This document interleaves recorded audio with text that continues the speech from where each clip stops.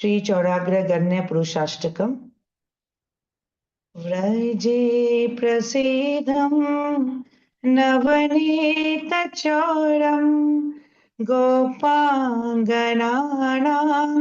चदकुलचौरम्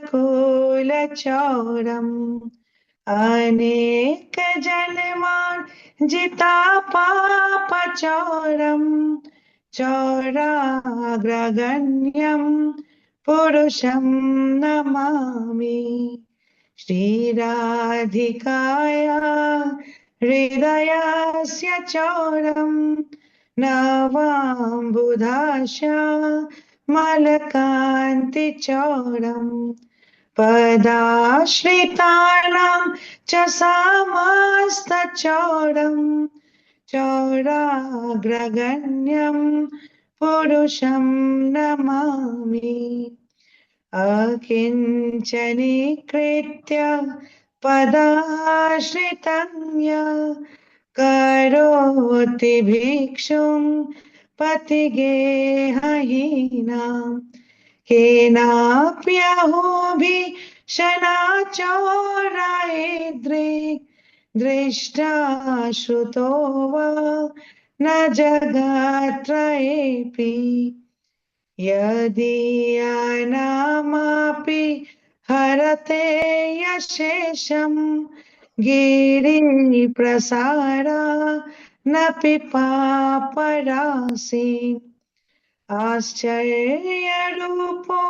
ननु चौरायद्रिक् दृष्टा श्रुतो वा न मया कदापि धनं च मानं च तथनेन्द्रियाणि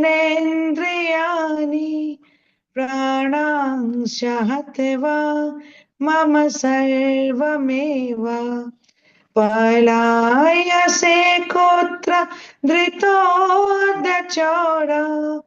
त्वं भक्तिदं नासि माया निरुद्ध चीनात्सि घोरं यमपाशबन्धं भीनात्सि भीमं भवपाशबन्धं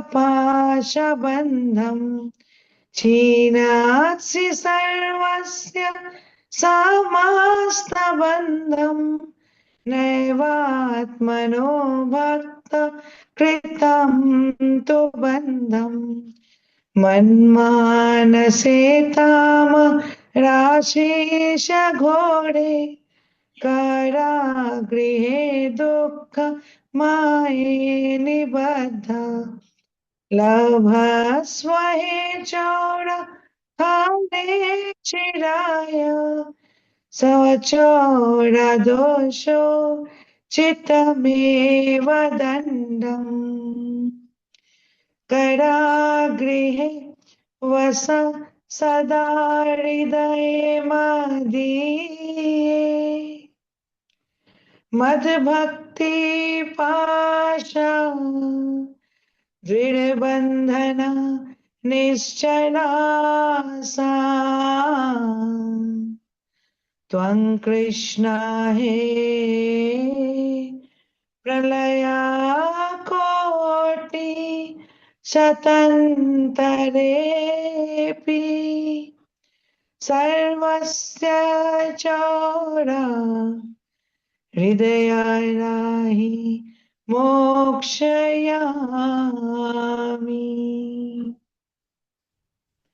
हरे कृष्ण कृष्ण कृष्ण हरे हरे हरे राम राम राम हरे हरे हरे कृष्ण कृष्ण कृष्ण हरे हरे हरे राम राम राम हरे हरे हरे कृष्ण कृष्ण कृष्ण हरे हरे हरे राम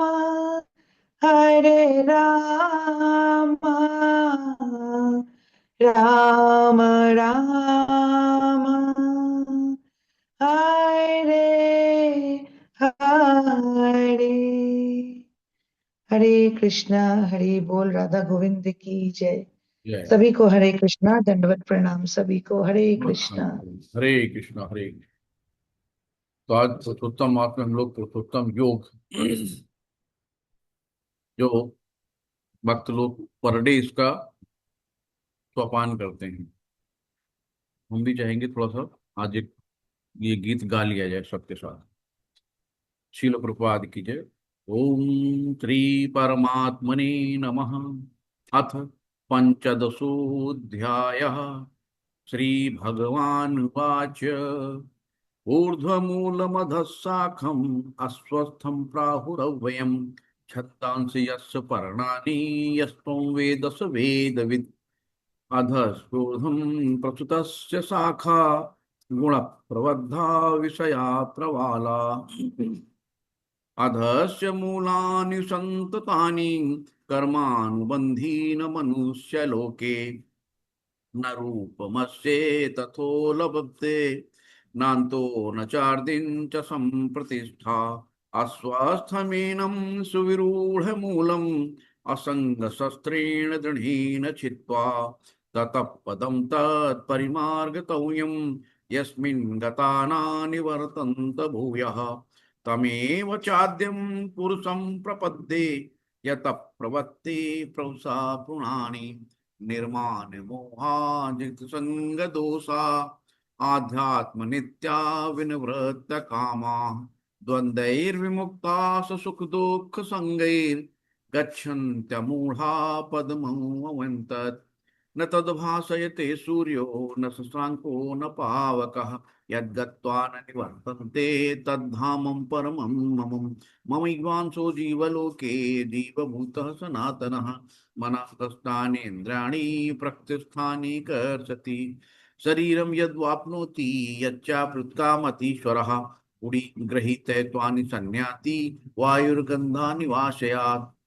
श्रोत्रं चक्षुं स्पर्शनं च स्त्रसनं घ्राणमेव च अधिष्ठायामनिश्चायं विषयानुपसेवति। उत्क्रामन्त स्थितिं वापि भुञ्जानं वा गुणान्वितं विमूढानानुपश्यन्ति पश्यन्ति ज्ञानुचक्षुषः यतन्तो योगिनश्चैनं पश्यन्त्यात्मन्वविस्थितं यतन्तो अकृतात्मानो नैनं पश्यन्तवेच्चेतसः। यदादित्यगतं तेजो जगद्भासयतेऽखिलं यच्च चन्द्रमसि यच्चाग्नो तत्तेजो विद्यमामकम्। गामाविश्य च भूतानि धारयाम्या च मूर्धसा पुष्णामि चौदशी सर्वा सोमो भूत्वा रसात्मकः।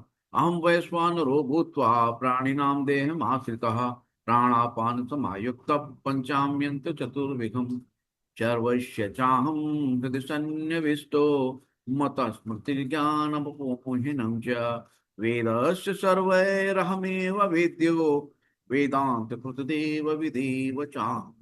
द्वामिमो पुरुषौ लोके शरश्चाश्चर एव च शरः सर्वाणि भूतानि कूटस्थोच्चर उच्यते उत्तमः पुरुषस्त्वन्यः परमात्मेत्याहृतम् यो लोकत्रयं मा विश्वं विवर्तव्यम् ईश्वरः यक्षामत्मतीतोऽहम् अक्षरादपि चोत्तमः अतो अस्मि लोके वेदे च प्रथितः पुरुषोत्तमः यो मामेवमसम्मूढो जानाति पुरुषोत्तमम् स सर्वविभजति मां सर्वभावेन भारतः।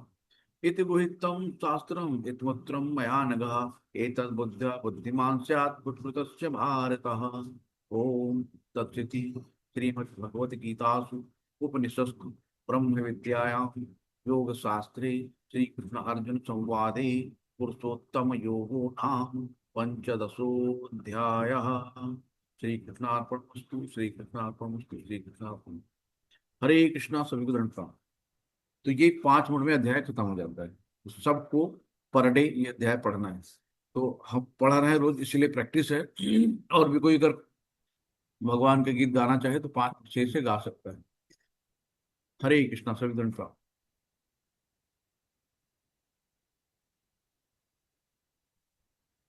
कोई करना चाहेगा कुछ भी?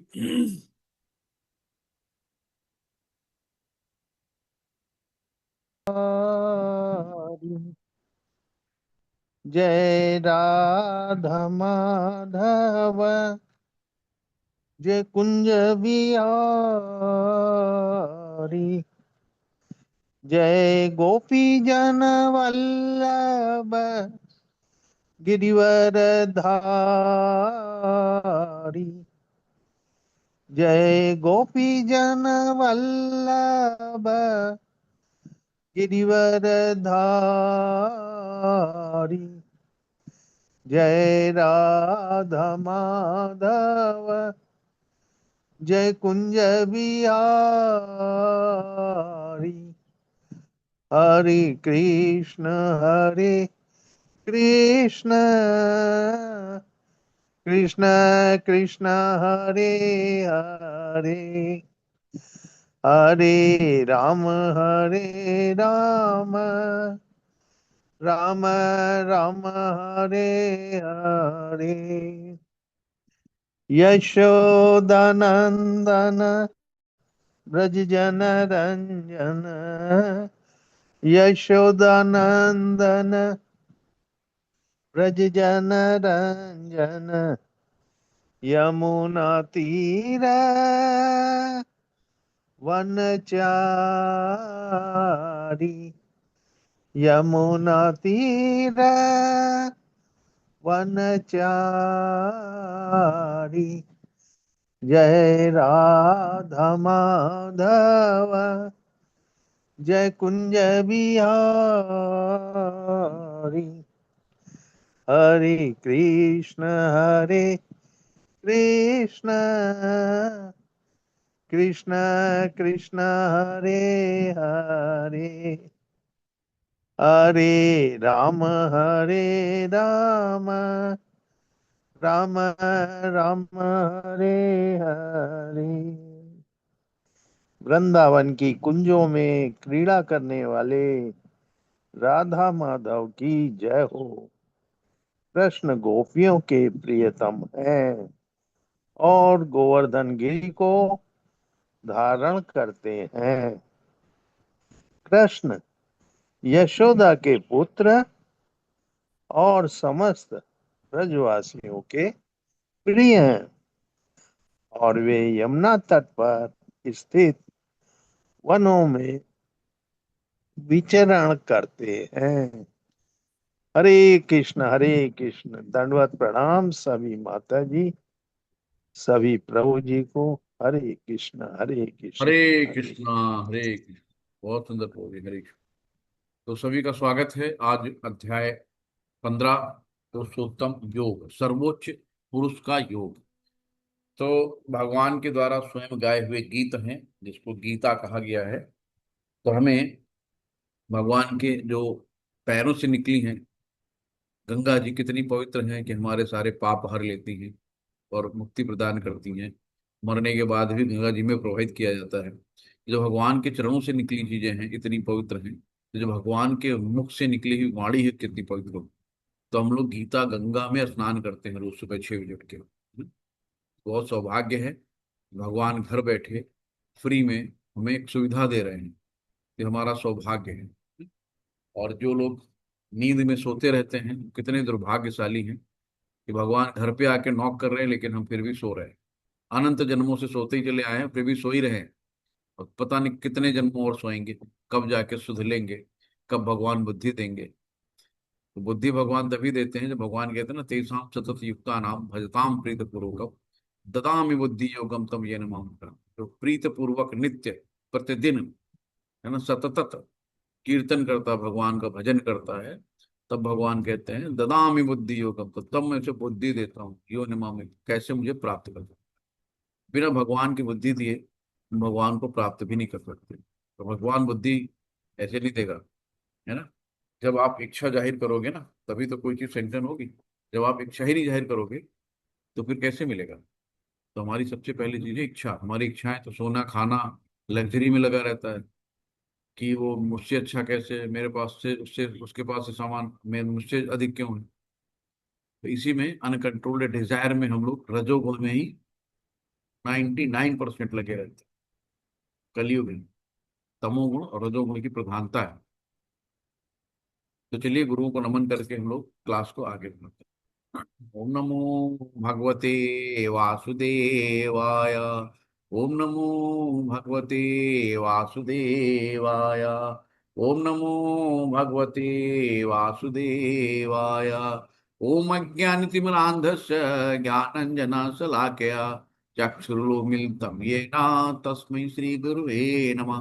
श्रीचैतन्यमनोभीष्टं स्थापितं येन भूतले स्वयं रूपः कदादि महिमां ददाति स्वप्नान्तिकम्। वन्देऽहं श्रीगुरुः श्रीयुतकमलं श्रीगुरून् वैष्णवांश्च श्रीरूपं साग्रजातं सहगण रघुनाथान्वितां तं सजीवं साद्वैतं सावधूतं परिजनसहितं श्रीकृष्णचैतन्यदेवं श्रीराधा कृष्णपादान् सहगण ललिता श्रीविशाखान्वितांश्च। हे कृष्ण करुणा सिंधु दीनबंधु जगतपते गोपेश गोपिका कांत राधा कांत नमस्तुते।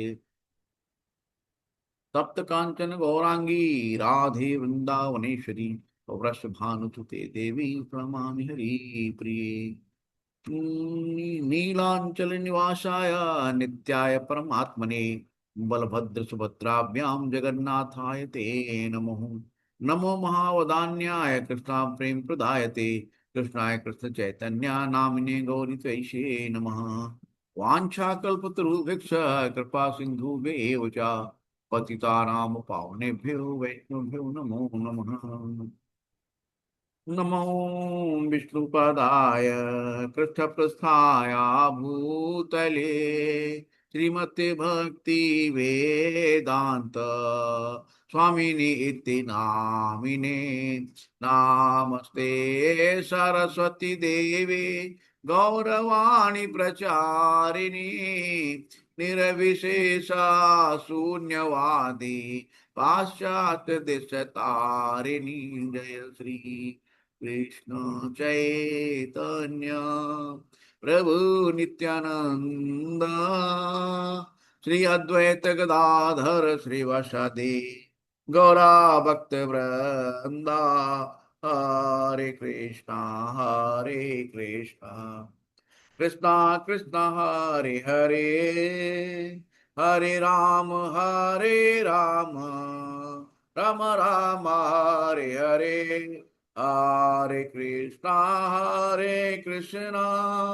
कृष्णा कृष्णा हरे हरे हरे राम राम राम हरे हरे।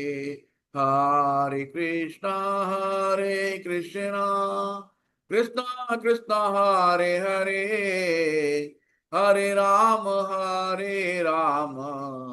राम राम हरे हरे। अनंत कोटि वैष्णव की जय। शील प्रभुपाद की जय। अपने अपने गुरु महाराज की जय। उपस्थित सभी भक्त वृंद की जय। हरे कृष्णा सभी प्रणाम। हरे कृष्णा। तो आज हम लोग पुरुषोत्तम युग में हैं, जहाँ पे हम देखेंगे कि भगवान बता रहे हैं, अपने घर का पता बताएंगे, आपको अगला जन्म कैसे मिलना है वो बताएंगे, है ना।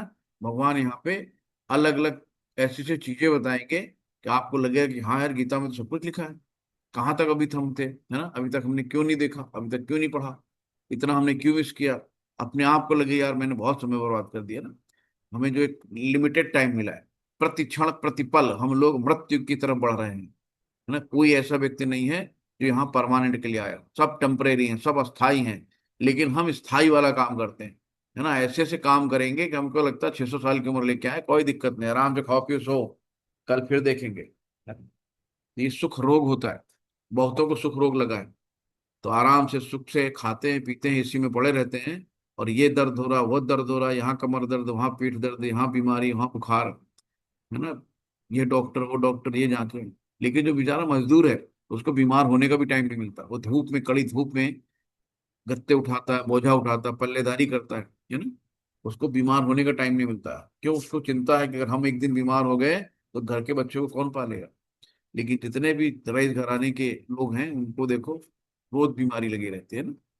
यही होता है कि ऐसा हमारे पास गाय डॉक्टर साहब अगर इतना महंगा ये सिटी स्कैन अल्ट्रासाउंड हम कहाँ से करा पाएंगे अगर कुछ हुआ तो हमने कहा तुम्हें कुछ होगा नहीं। जो जिनको होता है जिनके पास दौलत उन्हीं को होता है। जो नंबर पैसे का सदुपयोग नहीं करते हैं उनके साथ ऐसे ही होता है। तो ऐसे कोई काम ना करो कि अल्ट्रासाउंड सिटी स्कैन या ये कराना पड़े। शुद्ध भक्ति करो, प्रातः काल ब्रह्म मुहूर्त में उठिए, भगवान का भजन करिए, है ना। अच्छे से भगवान का भोग लगाया हुआ प्रसाद ग्रहण करिए, बाहर की कोई चीज ना खाइए, और थोड़ी बहुत 15-20 मिनट एक्सरसाइज करिए तो इम्यूनिटी अपने आप बढ़ेगी आपकी, तो आपको बीमारी नहीं लगेगी, है ना। चलिए हम लोग आगे बढ़ते हैं। श्री भगवान वाच, श्री कृष्णचंद्र भगवान की जय। भगवान ने पहले ही आके अपनी कमान संभाल ली है बिना अर्जुन के कुछ कहे। ऊर्ध्वमूलमधस्ताखम अस्वस्थम प्राहुरव्यम छंदांसि यस्य पर्णानि यस्तम वेदस वेदवित्। शिल प्रपाद की जय। भगवान ने कहा जाता है कि एक शाश्वत वृक्ष है जिसकी जड़ें तो ऊपर की ओर हैं और शाखाएं नीचे की ओर, तथा पत्तियां वैदिक स्रोत हैं। जो इस वृक्ष को जानता है वो वेदों का ज्ञाता है। अब यहाँ शाश्वत वृक्ष जो कहा गया है, पीपल और बरगद के पेड़ को शाश्वत वृक्ष कहते हैं। तो जब आप कभी देखो कि कभी आप तालाब के किनारे आपने वृक्ष लगा देखा होगा, तो आपको लगता नहीं कि उल्टा है, उसकी जड़ें ऊपर हैं और तने और पत्तियां सब नीचे हैं। तो वही यहाँ पे दिखा रहे हैं कि जड़ें तो ऊपर हैं और शाखाएं नीचे हैं, तथा पत्तियां वैदिक स्रोत हैं। जो इस वृक्ष को जानता है वेदों को जानता है। तो आप जड़ क्या होता है, जड़ होती है मूल, है ना, जिसको हम कहते हैं मूल। तो मूल क्या होती है, मूल से जड़ से ही पूरे तने पत्ती फूल सबको नरिशमेंट मिलता है। क्योंकि अगर हम पत्ती को अलग से पानी डालें, फूल को अलग से पानी डालें, तने को अलग से पानी डालें, तो क्या पौधा जिंदा रहेगा। हम्म? जब तक जड़ में पानी नहीं डालेंगे तब तक पौधा जिंदा नहीं रहेगा। तो हमें क्या करना, जड़ में पानी डालना, जड़ को सींचना। ऐसे ही भगवान है। ये सब हम लोग जितना पूरा ब्रह्मांड है कहाँ से उद्भूत हुआ है, भगवान से। तो अगर हमने एक भगवान श्री कृष्ण की पूजा कर ली तो समस्त ब्रह्मांड की पूजा कर ली, क्योंकि सब तो उन्हीं में समाये हुए हैं। तो भगवान कहते हैं कि मुझी से उद्भूत है और मुझ में समाते हैं, मुझी से निकलते हैं। तो ना, जब प्रलय आती है सब कुछ भगवान के अंदर समा जाता है। और जब भगवान फिर से प्राप्त करते हैं सब कुछ बाहर, फिर से नए सृष्टि का निर्माण होता है। तो अगर हमने भगवान को पूजा कर ली, श्री कृष्ण जी की पूजा कर ली, तो जितने भी देवी देवता हैं सब उन्हीं से निकले हैं, उन्हीं के अंग हैं। सबकी पूजा अपने आप हो गई, है ना। तो हमें बहुत टेंशन लेने की जरूरत ही नहीं कि पता लगा 2 घंटे पूजे में लग रहे हैं, यार इनका टीका लगा, अरे भूल गए, हनुमान जी को रह गए लगाना, भूल गए, नाराज ना हो जाए, है ना, दुर्गा जी रह गए, इनको भूल गए। तो हमें कुछ नहीं, सिर्फ राधा गोविंद की अगर पूजा हो गई सबकी अपने आप हो गई। तो क्यों, वो मूल हैं, सबके स्रोत हैं। ऐसे ही यहाँ भगवान ये बता रहे हैं कि जो जड़ है ना, वो अब हम उसके बारे में आगे अब बात करते हैं। पत्तियां वैदिक स्रोत हैं और जो वृक्ष को जानता है वो वेदों का ज्ञाता है। शील प्रपात की जय। इस भौतिक जगत की तुलना अस्वस्थ वृक्ष से की गई है। जो व्यक्ति सकाम कर्मों में लगा है उसके लिए वृक्ष का कोई अंत नहीं, है ना। सकाम कर्मों में जो अपने लिए, अपने खाने, अपने पीने, अपने सोने, अपने परिवार, सिर्फ सेल्फिश जिसको कहते हैं ना, वो अपने लिए लगा, उसकी इच्छाएं कभी खत्म ही नहीं होती है। तो उसका कोई अंत नहीं, भगवान ये बता रहे हैं। वो एक शाखा से दूसरी शाखा और दूसरी शाखा से तीसरी शाखा, तीसरी शाखा, चौथी शाखा घूमते ही रहता है ना। आज ये जन्म हुआ, कल वो जन्म हुआ, परसों वो जन्म हुआ, नए नित्य जन्म लेता रहता अपनी इच्छाओं के अनुसार। इस जगत रूपी वृक्ष का कोई अंत नहीं है ना। इस जगत रूपी वृक्ष इसका कोई अंत ही नहीं है। और जो इस वृक्ष में आसक्त है, जो बहुत ज्यादा इससे लिपटा रहता है ना, ये मेरा मेरा मेरा, तो उसकी मुक्ति की कोई संभावना नहीं है। जो वैदिक स्रोत जो आत्मोन्नति के लिए है वे ही इस वृक्ष के पत्ते हैं, है ना। जो वैदिक स्रोत, जो वेद शास्त्र हैं, जो वृक्ष के पत्र हैं, जो पत्ते हैं, वो हमारी आत्मोन्नति, है ना, आत्मोन्नति के लिए हैं, वही इस वृक्ष के पत्ते हैं। इस वृक्ष की जड़ें ऊपर की ओर बढ़ती हैं, है ना, उल्टा है पेड़, जड़ें ऊपर जा रही हैं और बाकी सब नीचे जा रहा है। इस वृक्ष की जड़ें ऊपर की ओर बढ़ती हैं क्योंकि वे इस ब्रह्मांड के सर्वलोक सर्वोच्च लोक से प्रारंभ होती है और जहां पर ब्रह्मा स्थित है ना। तो ब्रह्मा क्या है, सृष्टि के मूल है। सबसे पहली उत्पत्ति अभी लास्ट चैप्टर में हमने देखा ना कि भगवान विष्णु के कमल के नाम से कमल पुष्प निकलता है उनकी नाभि से, और ब्रह्मा जी वहां पे आसीन रहते हैं, चारों वेदों के ज्ञाता, है ना। यदि कोई इस मोह रूपी अविनाशी वृक्ष को समझ लेता है तो इससे बाहर निकल सकता है ना। तो हमें इसको ढंग से समझना है कि हमें एक ही चीज है कि भगवत भक्ति सर्वश्रेष्ठ विधि है, हमें अनन्य भक्ति से भगवान को हम जान सकते हैं। तो भक्ति का मूल सिद्धांत है कि भौतिक कार्यों से विरक्ति तथा भगवान की दिव्य सेवा में अनुरक्ति। तो हमें दो चीजें हैं, गुरु मंत्र, विरक्ति यानी त्याग, है ना, और सेवा। केवल दो चीजें अपना लो, भगवत प्राप्ति हो जाएगी।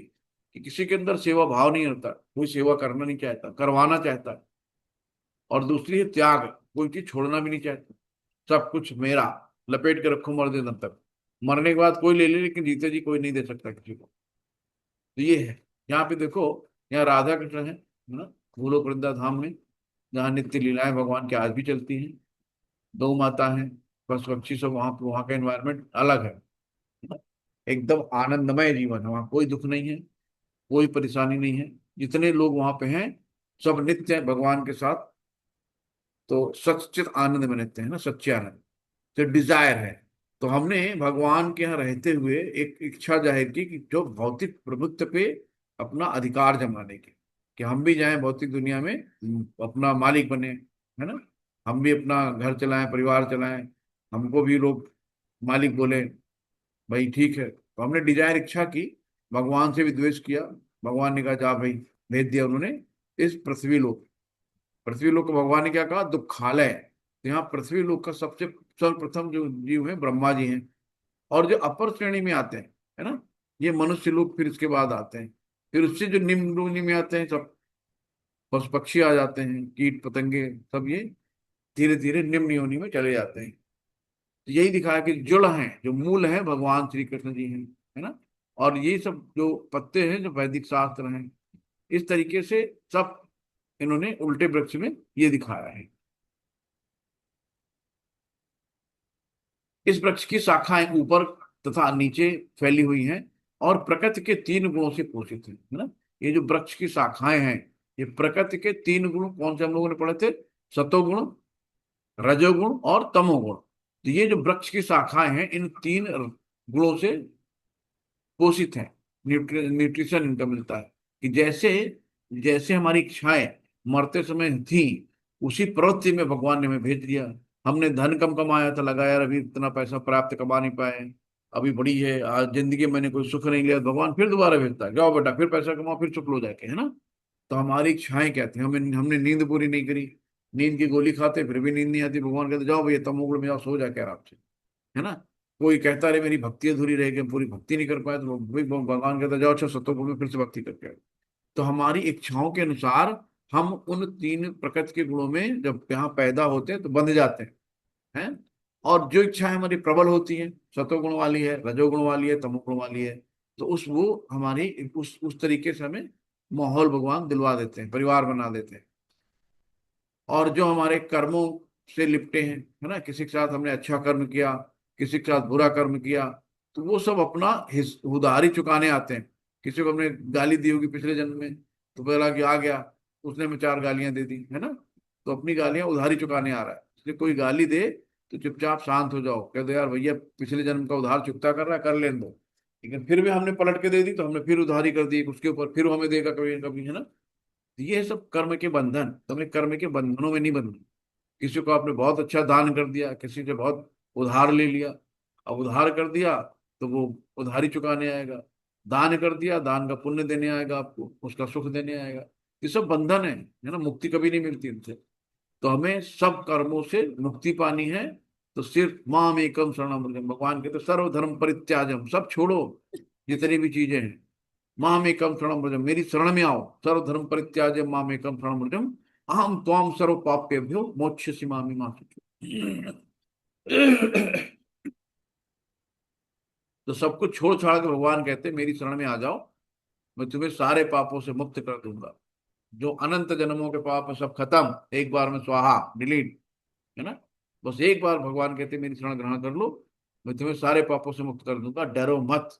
भगवान इतना तक कहते हैं, है ना, मोक्ष से माम मा शुचि।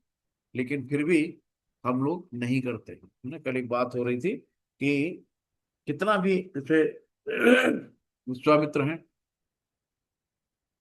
विश्वामित्र 2000 साल तपस्या किए। 2000 साल तपस्या करने पे मेनका ने पायल छनकाई, शकुंतला पैदा हो गई।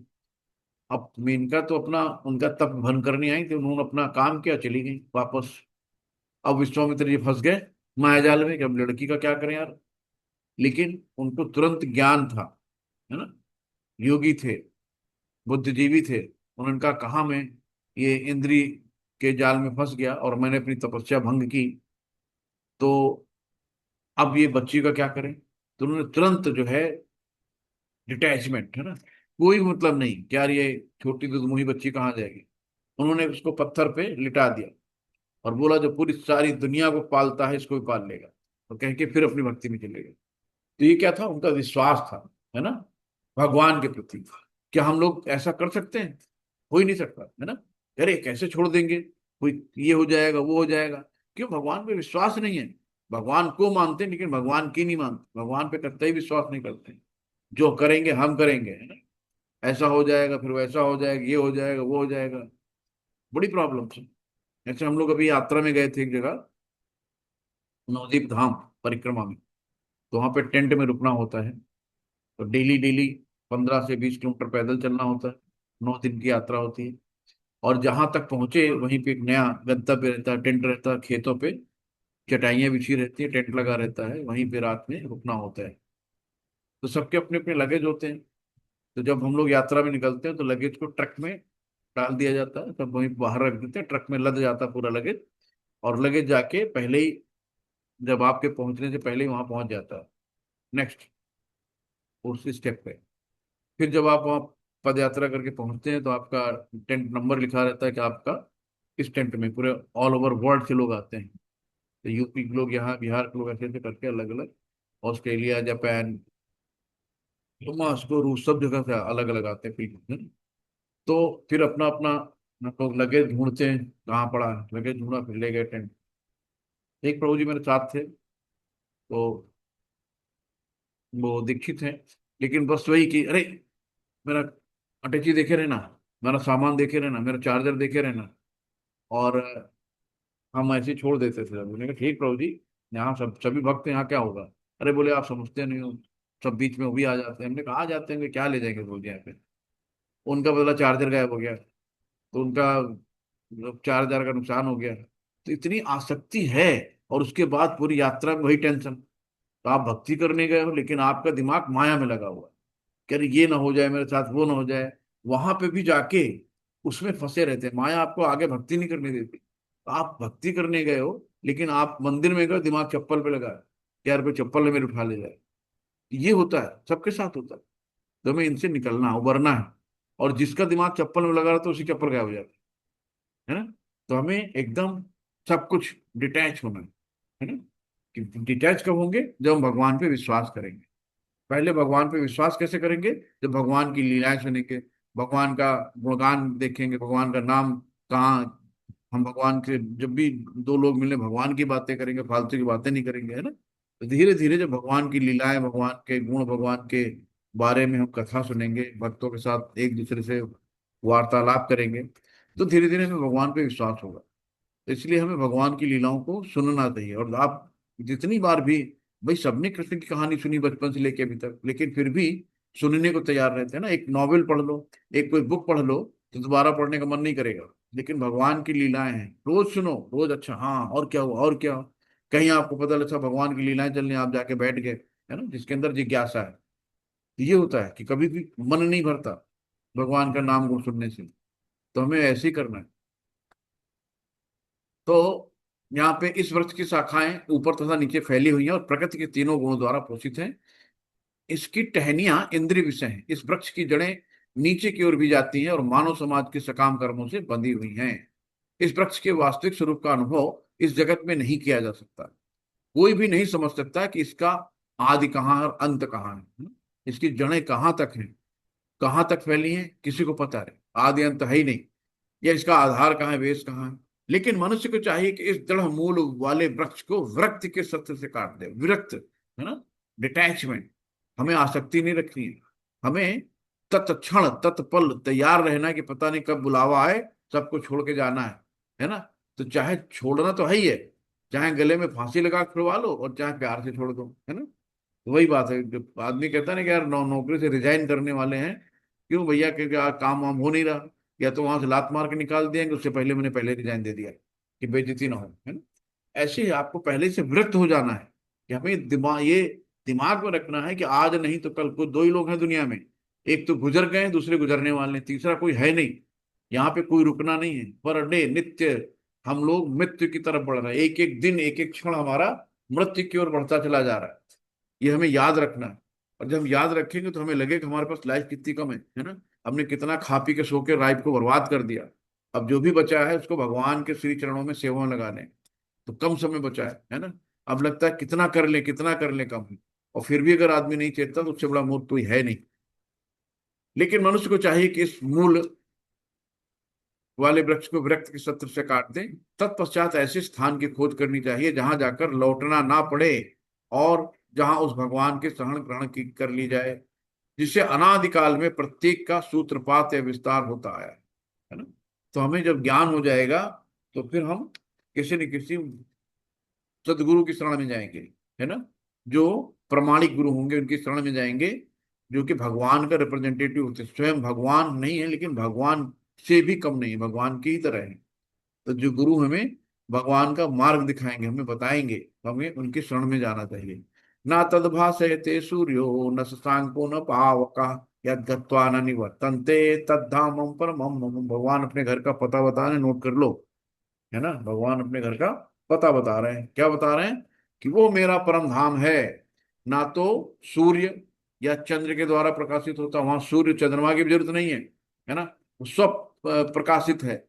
और ना अग्नि बिजली की, वहां ना बिजली का खर्चा है, ना सूर्य है, ना चंद्रमा है ना? कोई जरूरत नहीं। लेकिन भगवान के शरीर का जो तेज है ना, वो इतना है कि उसी से प्रकाशित है। और भगवान यहाँ ये भी बोलते हैं कि जो लोग वहां पहुंच जाते हैं वे इस भौतिक जगत में फिर से लौट के नहीं आते। नोट कर लीजिए, जो लोग वहां पहुंच जाते हैं वे फिर से इस भौतिक जगत में लौट कर नहीं आते। तो हमें भगवान अपने घर का पता बता रहे हैं कि वो मेरा धाम है, ना जब बिजली की आवश्यकता है, ना वहां पे चंद्रमा की, ना सूर्य की, वो अपने आप चमकता रहता है।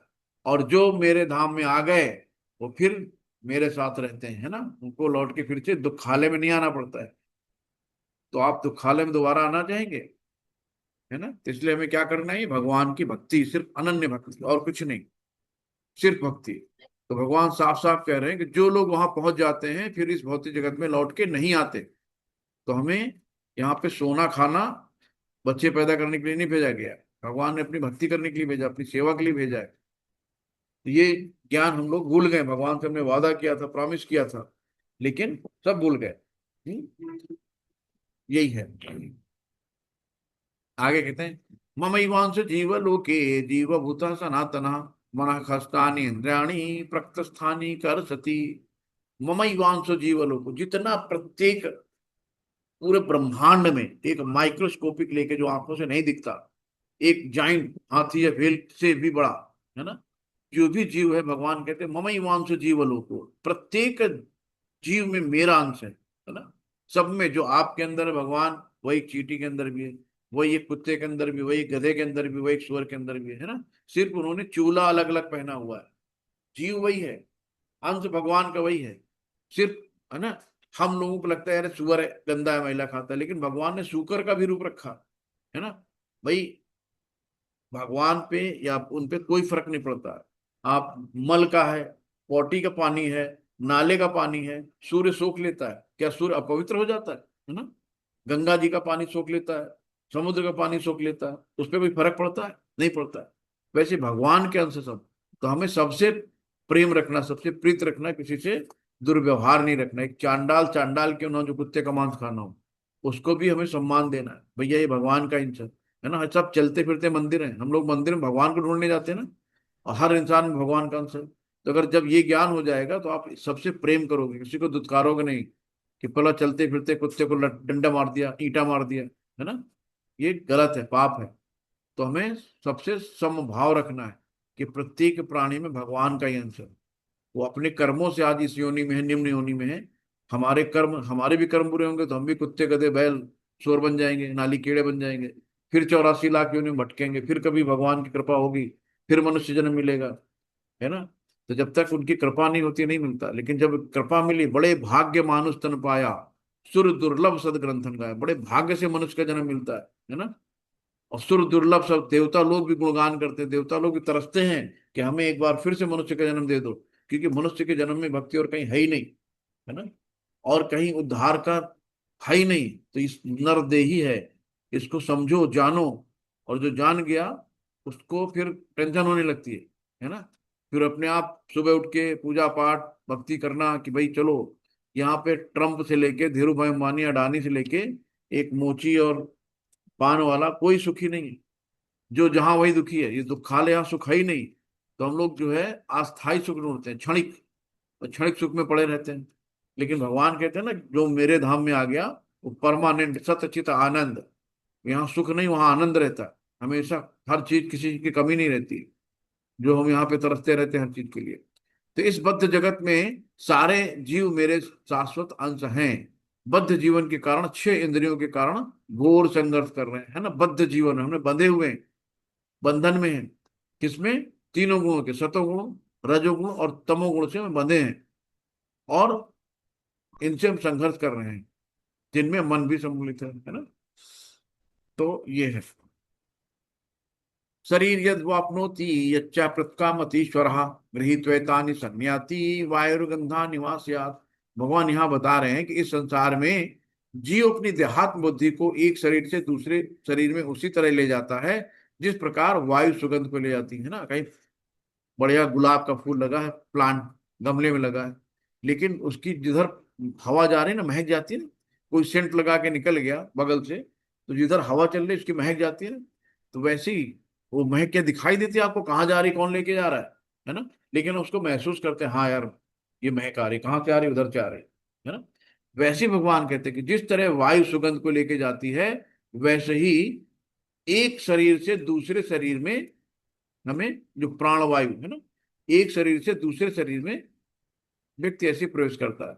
इस संसार में जो अपनी देहात्म बुद्धि को एक शरीर से दूसरे शरीर में उसी तरह ले जाता है, जिस प्रकार वायु सुगंध को ले जाती है, इस प्रकार वो एक शरीर धारण करता है और फिर उसे त्याग करके दूसरा शरीर धारण करता है ना। तो यहाँ पे जैसे लोग कहते हैं ना कि नहीं, पुनर्जन्म नहीं होता है, और जो भी एक बार मर गया खत्म हो गया, है ना, कुछ लोग कहते हैं मायावादी लोग। लेकिन यहाँ भगवान सही फिर से बता रहे हैं कि एक शरीर से त्याग के दूसरा शरीर धारण करता है। दूसरा शरीर कैसे मिलता है? हमारी इच्छाओं की वजह से, हमारे कर्मों की वजह से, है ना। आखिरी में अंत काले च माम एवं स्मरण मुक्ता कलेवरम। तो अंत काल में हमारी जैसी स्मृति, जैसी मति होगी, वैसे हमारा अगला जन्म निर्धारित हो जाता है। और इसीलिए जो आसक्तियां होती है ना, हम कभी नहीं छोड़ पाते। पहले भगवान के रूप में लोग रखते थे, नाम रखते थे बच्चों का, राम प्रकाश, राम कृपाल, राम आधार, राम अवतार, शिव प्यारे, है ना, दुर्गा देवी, सीता। तो इस तरीके से नाम रखते थे कि आखिरी में बच्चे याद आते हैं, क्योंकि हमारा मोह उन्हीं पे रहता है। तो ना सही बच्चों के बहाने से ही आखिरी में भगवान का नाम तो मुझसे निकल जाए। तो ये है। तो भगवान कहते हैं कि भाई दवाई खाओ, है ना। जब बच्चे को अम्मा दवा खिलाती है, तो भले ही गर्दन पे हाथ लात रख के डाल दिया बुखार की दवाई, तो बुखार में आराम मिल जाता कि नहीं खाता, है ना। भले ही उसने बेमन में खाया, लेकिन आराम मिला ना। तो ऐसे ही है कि कैसे भी भगवान का नाम लो। कंस है ना, भगवान से द्वेष करता था, रावण है भगवान से द्वेष करता था। लेकिन जब अंत काल में कंस को, अरे कृष्ण कृष्ण कृष्ण, कैसे मारूंगा, कैसे आएगा, कैसे आएगा, वो मुझे मार तो नहीं देगा, वो मैं उसको पहले मार दूंगा। मतलब भले अनुकूल परिस्थिति में उसने भगवान को याद किया, लेकिन भगवान ने उसे मोक्ष प्रदान किया। तो हमें भगवान का नाम लेना है, कैसे भी लेना है बस। कलयुग केवल नाम धारा, सुमिर सुमिर जग उतरे पारा। तो केवल नाम ही है, सबसे सरल भक्ति है। हमें हजारों साल तपस्या नहीं करनी है, शरीर में दीमक नहीं लगवाने, है ना, ग्रह नहीं त्यागना है, जंगल नहीं जाना है, घर पे रहो, पारिवारिक दायित्वों को संभालो और भगवान का नाम लो, 16 माला करो, और 4 नियमों का पालन करो। प्रभुपाद जी बोले ना कि मैं भगवत धाम लेके जाऊंगा, मेरी गारंटी है। तो इतना सरल है, फिर भी हम लोग नहीं कर पाते। फिर भी हमने सोने खाने में समय बिताना है, तो लगता है ना बहुत समय है। पता नहीं कल टे हो जाए आदमी, कल हार्ट अटैक हो जाए, कल रोड एक्सीडेंट हो जाए, अचानक क्या किसके साथ हो जाए किसी को नहीं पता। लेकिन आदमी कभी नहीं सोचता कि मुझे ही मरना है ना। दुनिया देखती है, आज वो मर गया, फलाना हो गया, ये ढिमका, अरे कल ही तो बात हुई थी, अरे अचानक क्या हो गया, अरे वो तो बहुत अच्छी थी, ऐसा हो गया। है ना। सब कुछ छोड़ के जाना, जितना आपने यहाँ सब लपेट के रखा है कुछ भी नहीं ले जाएंगे। जिसके प्रति रोज मरते हैं कि आज ये करने आज वो करने, कोई साथ नहीं देगा। ना आपका बेटा, ना पत्नी, ना पति, कोई आपके साथ भी नहीं जाएगा। अपने कर्मों का हिसाब हमें खुद झेलना है ना। मरघटिया में जाएंगे तो अकेले ही जाएंगे, चिता में आग लगाई जाएगी तो अकेले लगाई जाएगी, परिवार का कोई व्यक्ति साथ में नहीं लेटेगा चलो हमें भी लगा दो, है ना, जिसके लिए हम लोग रातों दिन मरते रहते हैं। तो सब अपने अपने कर्म, अपने अपने हिसाब किताब, सबका अपना अपना है, कोई किसी के साथ नहीं होता। तो सब लोग अपने अपने कह रहे वो नहीं करते तो हम कैसे करने। और हमारे पति अगर यात्रा में नहीं जा रहे हैं कहीं धर्म क्षेत्र में, तो हम कैसे चले जाएं, अकेले कैसे चले जाए। भाई नहीं जाते ना जाओ, आप अपने कर्म सुधार लो। बढ़िया पुरुषोत्तम मास चल रहा है, अच्छे कहीं तीर्थ यात्रा में हो, 2-3 दिन के लिए वहां रुकाओ जाके, है ना। यही है। तो जरूरी नहीं कि पति पत्नी एक दूसरे के विचार मिले, दोनों एक साथ चले, बहुत रेयर होता है। और जो एक से एक होते हैं 11 हो जाते हैं, और एक से एक माइनस 0 हो जाता है। इसलिए जब भगवान बुद्धि देंगे तो होगा। यहाँ पे यही बताया है कि इस संसार में जीव अपनी देहात्म बुद्धि को एक शरीर से दूसरे शरीर में उसी तरह ले जाता है जिस प्रकार वायु सुगंध को ले जाती है। इस प्रकार वो एक शरीर धारण करता है, फिर उसे त्याग कर दूसरा शरीर धारण करता है। अब यहाँ पे भगवान बता रहे हैं कि अब जो हम लोगों ने 15 पॉइंट उसमें देख लिया कि शरीर धारण करता है ना। तो हमारे धारण करने में हम लोग पीछे देखा कैसे धारण करते हैं। अगर हमने भक्ति हमारी छूट गई, हम भक्ति कर रहे हैं, भक्ति में हम अपूर्ण रह गए, तो अगला जन्म हमें किसी शुद्ध वैष्णव के यहाँ मिलेगा जहां से बचपन से भक्ति चालू। आप एक भागवतम छोटा सा बच्चा देखते होंगे यूट्यूब, उसमें बहुत आता रहता है ना।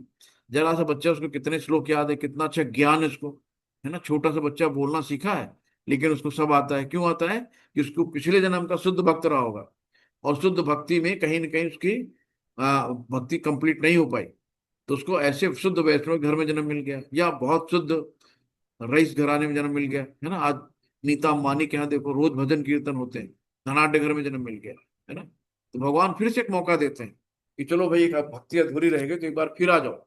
यानी कि भक्ति में अगर कहीं भी पिछड़े तो ये तो कंफर्म है कि कुत्ते बिल्ली गाय भैंस सूअर का जन्म नहीं मिलेगा, मनुष्य का मिलेगा, है ना। तो कोशिश किया जाए कि अगले जन्म में फिर हमें भाई एक बार पास कर लो क्लास, आगे निकल जाओगे ना। अगर फिर फेल हो गए तो फिर से हमें वही पढ़ना पड़ेगा, और एक बार फेल होने के बाद फिर वो बात नहीं आ पाती है ना। तो इसी जन्म में ही उद्धार हो जाए। कलयुग इतना गंदा है, अभी 5120 साल लगभग पूरे हुए हैं तो अभी ये हाल है। और आगे क्या होगा कलयुग में, हमें 4,32,000 साल अभी कलयुग क्या है। तो इस गंदे माहौल में दोबारा कौन आना चाहेगा।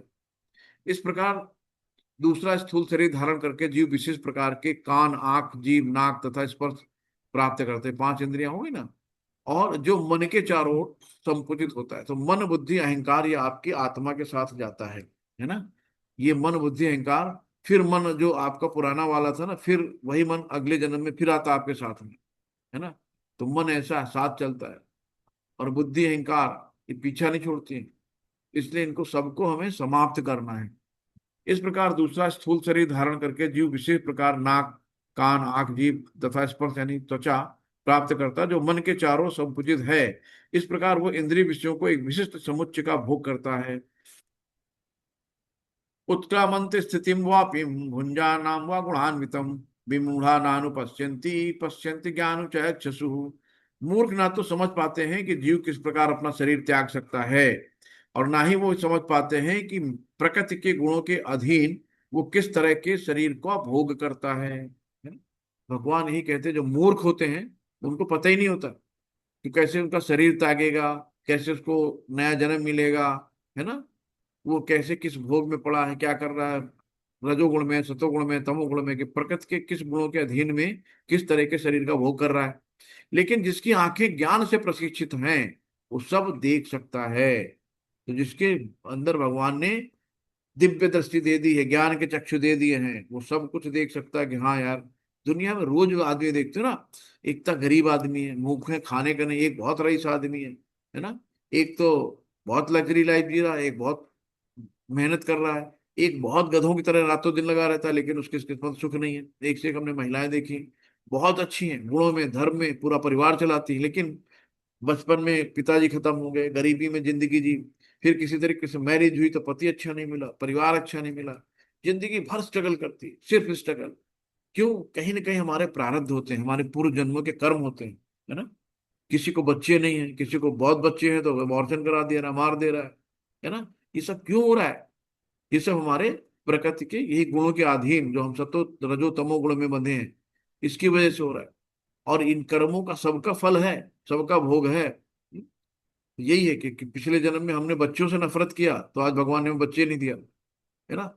इस तरीके से जो वो आता है, पास्ट लाइफ इनकारनेशन में, एक में दिखा रहे थे कि एक टीचर थी और उसके लड़कियां हो गई, एक लड़की उसने मार दिया, दूसरी लड़की मार दिया, और लड़का हुआ नहीं उसके।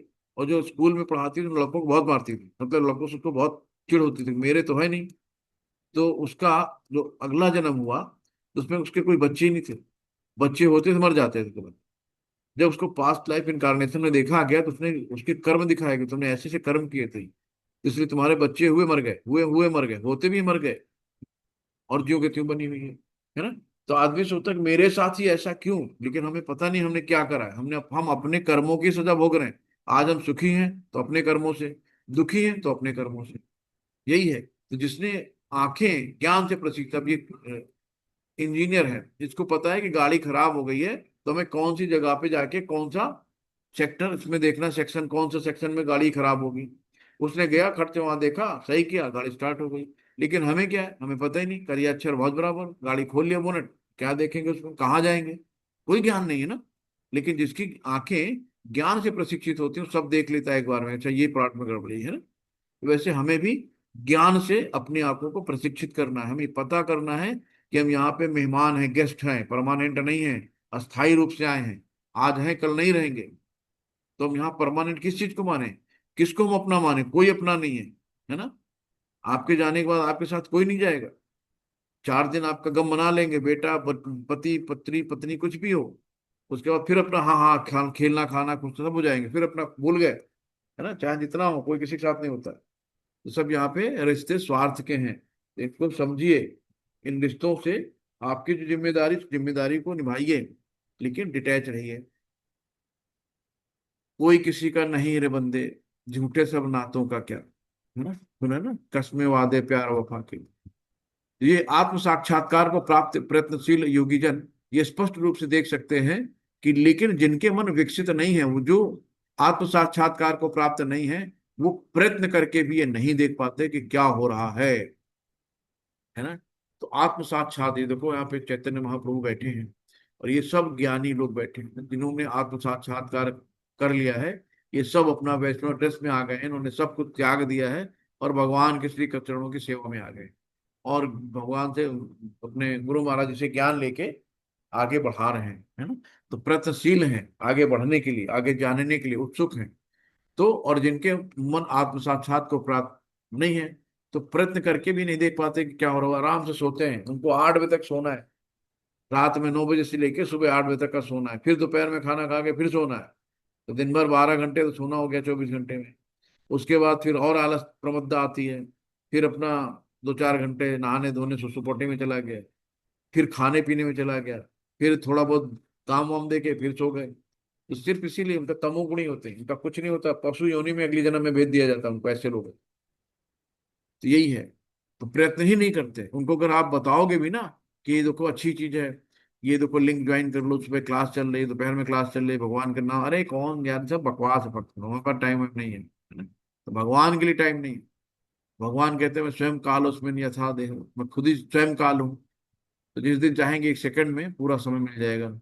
लेकिन जब तक आदमी जिंदा है तब तक उसके पास टाइम नहीं है। गामाविश्य च भूतानि धार्यम्य मोजसा पुष्णामि चौदसी सर्वा सोमो भूत्वा रसात्मका। अब देखो भगवान क्या क्या बोल रहे हैं कि मैं प्रत्येक लोक में प्रवेश करता हूँ।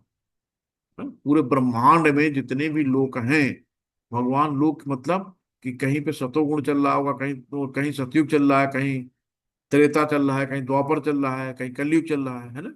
सब कुछ चलता है, बंद कुछ भी नहीं होता है। तो भगवान कहते हैं मैं प्रत्येक लोक में प्रवेश करता हूँ और मेरी शक्ति से सारे लोग अपनी कक्षा में स्थित रहते हैं। सूर्य अपने नियत स्थान पे पर डे वहीं रहता है और नियमित, कभी हड़ताल नहीं करता, कभी जिंदाबाद मुर्दाबाद नहीं करता, कभी सैलरी की डिमांड नहीं करता। अपनी नियत कक्षा में चक्कर लगाता रहता है। चंद्रमा अपने नियत स्थान पे आके आता है, छोटा होता है, बड़ा होता है, सब कुछ स्थित अपनी कक्षा में है। कंट्रोलर कौन है? भगवान। तो भगवान कहते हैं कि मैं प्रत्येक लोक में प्रवेश करता हूँ, मेरी शक्ति से सारे लोग अपनी कक्षा में स्थित रहते हैं। मैं चंद्रमा बनकर समस्त वनस्पतियों को जीवन रस प्रदान करता हूँ। जो आप फलों में, सब्जियों में रस देखते हैं ना, ये मीठा फल है, खट्टा है, कड़वा है, ये लाल है, ये पीला है, कौन प्रदान करता है? चंद्रमा। है ना? कि सूर्य की उपस्थिति, क्लोरोफिल, कार्बन डाइऑक्साइड और पानी की उपस्थिति में पौधे अपना भोजन बनाते हैं। लेकिन चंद्रमा की उपस्थिति में अपना स्वाद बनाते हैं, रंग बनाते हैं। है ना? कितनी अच्छी चीज है। तो भगवान ने हर एक चीज का रखा है। तो रात में जो जब चंद्रमा की रोशनी होती है ना, तो फल उसमें रस भर रहा होता है, मीठा, कड़वा, खट्टा, जिसका जो है स्वभाव। मिट्टी, अब देखो मिट्टी वही है ना, उस मिट्टी में आपने प्लांट लगाया, अब उसी मिट्टी से खट्टा भी आ रहा, कड़वा भी आ रहा, मीठा भी आ रहा, क्या क्या भगवान ने बनाया है। नारियल में पानी कैसे डाल दिया है। एक जो माइक्रोस्कोप से देखा जा सकता है स्पर्म और ओवा को, वो धीरे धीरे कैसे फर्टिलाइज हो गया, कैसे गर्भ के अंदर 9 महीने लटका रहा। है ना? आपको एक कमरे में बंद कर दिया, दम घुट जाएगा। तो भगवान की क्या, आप सोचो कितना बड़ा इंजीनियर है। कभी उसके बारे में सोचोगे ना, आप सोच नहीं सकते हो। अपने आप उससे प्यार हो जाएगा, अपने आप उससे लगाव हो जाएगा। वाह, क्या भगवान आपकी लीला है। ये भगवान के अलावा कोई कर सकता है? कौन कर सकता है बताओ? दुनिया में कोई है ऐसा साइंस, ऐसा साइंटिस्ट जो भगवान की बनाई चीजों को बना दे? एक एक एक फूल तोड़ लो पौधे से, और फूल से कह दो किसी वैज्ञानिक से उसको फिर से प्लांट कर दो यार, फिर से लगा दो। है ना? तुड़ टूट गया है, इसको फिर से आप फिर से लगा दो। जाके गॉल ब्लैडर निकलवा के चले आए, गॉल ब्लैडर पथरी है, और गॉल ब्लैडर काट दिया, दोबारा उसको लगा सकते हैं? गॉल ब्लैडर वैसे लगा सकते हैं? कितना भी कर लें, कितनी भी अच्छी एडवांस सर्जरी आ जाए, नहीं कर सकते। है ना? ये प्रॉब्लम्स होती है कि वो चीज जो एक बार फूल तोड़ दिया, उसको आप कोई भी सर्जरी ले लो, कैसे भी आप कितनी माइक्रो वाली ले लो, क्या वो प्लांट में वो फूल फिर से लगा सकते हो जो टूटा हुआ है? है ना? ये सब भगवान है, भगवान ही करते हैं। तो ये सब चीजें हैं जो बताती हैं कि मैं प्रत्येक लोक में प्रवेश करता हूँ और मेरी शक्ति से सारे लोग अपनी कक्षा में स्थित रहते हैं। मैं चंद्रमा बनकर समस्त वनस्पतियों को जीवन का रस प्रदान करता हूँ। तो चंद्रमा की इंपॉर्टेंस आज पता चली ना आपको, कि जो भी सब्जियों में कलर है, स्वाद है, फलों में मिठास है, खट्टापन है, सब किसकी वजह से? चंद्रमा की वजह से। तो चंद्रमा कलर देता है, लाल, पीला, हरा, नीला, मीठा, खट्टा, स्वाद सब चंद्रमा से आता है। अब बताओ, ये तो बहुत गजब हो गया। भगवान कहते हैं कि जो आपके खाना पचता है ना, वो भी मैं ही हूं। अगर भगवान टूट गए तो आपका खाना भी पचना मुश्किल हो जाता है, अपच हो जाता है ना, गैस बन जाती है, डकार आती है। भगवान कहते हैं अहम वैश्वानरो भूत्वा प्राणिनाम देहिमाश्रिता प्राणापान समायुक्त पंचाम्यम चतुर्विधम। तो 4 प्रकार के भोजन होते हैं, चतुर्विधम। है ना? एक चबाने वाले, चूसने वाले, खाने वाले, है ना, पीने वाले। तो इस तरीके से जो 4 तरह की चीजें होते हैं, भगवान कहते हैं कि मैं समस्त जीवों के शरीर में पाचन अग्नि, पाचन अग्नि यानी वैश्वानरो भूत्वा, हम वैश्वानरो भूत्वा। तो आपके अंदर जो खाना पचता है, तो भगवान कहते हैं वो भी मैं ही हूँ। है ना? तो मैं समस्त जीवों के शरीर में पाचन अग्नि यानी वैश्वानर हूँ। और मैं श्वास प्रवास प्राणवायु में रहकर 4 प्रकार के अन्नों को पचाता हूँ। तो सांस एक अगर छट में ना, सांस एक ऊपर एक नीचे, बीच में अगर रुक गई सांस, काम खत्म। है ना? प्राणवायु। तो वैसे ही कहते हैं कि कब भगवान एक सांस अटका दे, कब आप पानी पीते पीते वो पानी गले के बजाय फेफड़े में चला गया, काम खत्म आपका। है ना? कितने बलशाली, कितने भी जिम जा रहे थे, कितने ताकतवर थे, कितने धनाढ़ थे, कितने पैसे वाले थे, कितने बड़े डॉक्टर थे, सब खत्म एक सेकंड। तो भगवान कहते हैं कि अहम, ये कालस्मनो यथा, तो मैं ही काल हूं। और भगवान के लिए लोगों के पास समय नहीं। अरे कहाँ, टाइम कहाँ है? 1 घंटे, 24 घंटे में 12 घंटे सो लेंगे, लेकिन 1 घंटे भगवान के लिए, हाँ, असंभव। अभी उम्र क्या है? ये होता है लोगों के साथ। और उम्र का पता नहीं कि अगला क्षण मेरे साथ है कि नहीं है। सर्वस्य चाहं हृदि सन्निविष्टो मत स्मृतिर्ज्ञानमपोहिणीं च वेदस्य सर्वैरहमेव वेद्यो वेदांत कृतदेव विदेव चाहम्। अब भगवान यहाँ बोलते हैं जो स्मृति और विस्मृति है, 1 सेकंड में शॉर्ट सर्किट हुआ। मैं कौन? कपड़े उतार के घूम रहे हैं सड़कों पे पागल बन के, फटेक बनाने। है ना? पत्थर मांग रहे हैं लोग, ये कर रहे हैं, वो कर रहे हैं। है ना? तो 1 मिनट में भगवान कुछ भी कर सकते हैं। है ना? अचानक बैठे बैठे फालिज मार गया, अचानक बैठे बैठे ब्रेन हेमरेज हो गया, याददाश्त चली गई, पड़े वेजिटेटिव कोमा में, आंखें खुली, शरीर मरा हुआ है, पता नहीं क्या हो रहा है ना। लेकिन जब तक हम जिंदा हैं, अरे मुझसे बड़ा कौन है, जो मैं कर सकता हूँ मैं ही कर सकता हूँ, मैं नहीं करूंगा तो कौन करेगा, सब मैं में रहता है ना। तो सब कुछ, सारा कलेक्शन, सारा संचय सब खत्म। तो यहाँ भगवान कहते हैं मैं प्रत्येक जीव के हृदय में आसीन हूँ, है ना। प्रत्येक जीव, जो भी एक छोटा से लेके बड़ा, सब भगवान कहते हैं प्रत्येक जीव के हृदय में आसीन हूँ। तो भगवान सबके दिलों में रहते हैं। ममई वांसो जीव लोग, भगवान का अंश है, आत्मा परमात्मा साथ रहता है। और मुझे से स्मृति, मुझे से याददाश्त है आपकी, ज्ञान है, तथा विस्मृति भी होती है। तो जितनी भी ज्ञान, स्मृति, विस्मृति सब भगवान है। मैं ही वेदों को जानने योग्य हूँ। तो वेदों के द्वारा क्या आप किसको जानना चाहते हैं, भगवान को जानना चाहते हैं ना। निसंदेह मैं वेदांत का संकल्प कर, अब भगवान से पहले तो कोई था नहीं दुनिया में, है ना। सृष्टि से पहले कोई था नहीं, भगवान आदि है, अनंत है, और उनका ना कोई आदि है ना अंत है। तो भगवान ने ही वेद बनाए, भगवान के मुख की वाणी है वेद। वेदांत का संकल्प करता तथा समस्त वेदों का जानने वाला कौन है, भगवान स्वयं ही है। जीव दो प्रकार के होते हैं, चित्त तथा अचित। भौतिक जगत में प्रत्येक जीव चित्त यानी क्षर होता है, और आध्यात्मिक जगत में प्रत्येक जीव अचित होता है। तो जो हमारी आत्मा है वो अच्युत है, आध्यात्मिक है, यानी कभी खत्म नहीं होती, कभी नष्ट नहीं होती, ना उसको कोई जला सकता, ना काट सकता, ना मार सकता। आत्मा अमर है, क्यों, भगवान का अंश है। तो भगवान अमर, भगवान तो कभी मरते नहीं है ना। भगवान कहाँ के, आध्यात्मिक जगत के। तो आत्मा हमारी अमर है, शरीर नश्वर है, ये भौतिक जगत का शरीर है, पंच तत्व से बना है। जल तत्व जल में चला जाएगा, वायु वायु में चली जाएगी, ईथर ईथर में चला जाएगा, है ना, मिट्टी मिट्टी में चली जाएगी, और अग्नि सूर्य वाले ताप में चले जाएगी। इन पांच चीजों से हमारा शरीर बना है। तो जब शरीर क्षय होता है, जब शरीर, आत्मा शरीर छोड़ती है, तो जो तत्व जहां से है वहीं चला गया। तो हम नित्य शरीर बदलते, जैसे लोग कपड़े नहीं बदलते, आज ये कपड़ा पहन ले, आज वो कपड़ा पहन ले। जैसे आपको नया कपड़ा मिलता है, तो क्या पुराने कपड़े छोड़ने में आपको दुख होता है? वैसे शरीर आत्मा है, आत्मा को कोई दुख नहीं होता है। वो आत्मा तुरंत, जो जर्जर बूढ़ा खंडहर वाला शरीर है, उसको तुरंत छोड़ के भागती है नए शरीर के लिए, है ना। या कभी रोड में एक्सीडेंट हो गया, पूरा शरीर क्षतिग्रस्त हो गया, छिन्न भिन्न हो गया, तब भी आत्मा छोड़ के भाग जाती है। ये शरीर रहने लायक ही नहीं बचा, इसमें कहाँ रहेंगे हम, है ना। जैसे खंडहर में अगर मकान आपका है, अचानक मकान गिर गया, खंडहर हो गया, तो उसमें आप रहोगे क्या? रहते तुम बहुत सालों, 50 साल से रह रहे हैं, इसको कैसे छोड़ें? आप तुरंत नए घर में शिफ्ट हो जाओगे। वैसी आत्मा है। आत्मा को कतई संकोच नहीं लगता है कि यार इतने साल से शरीर में है, तुरंत छोड़ती है। भले इसको कुकर सूकर, कुत्ते बिल्ली ईश्वर कोई भी शरीर मिलता है, उसी में चली जाती है। और आत्मा से कोई मतलब नहीं है ना। ये है हमारे कर्मों के हिसाब से, हमारी इच्छाओं के हिसाब से हमें शरीर मिलता है। तो ये भगवान ने बहुत अच्छा मौका दिया है, इसको मौके को जाने मत दो। जब जागो तभी सवेरा, जब आपको ज्ञान हो जाए, इसी को कहते हैं ज्ञान, है ना। कि जब आपको ज्ञान हो जाए कि हम देहात्म बुद्धि, हमारी बुद्धि इस देह से जुड़ी हुई है, इस देह को हम सब कुछ मान बैठे हैं, देह ही अपनी नहीं है। ये देह आज नहीं तो कल हमें छोड़ना है।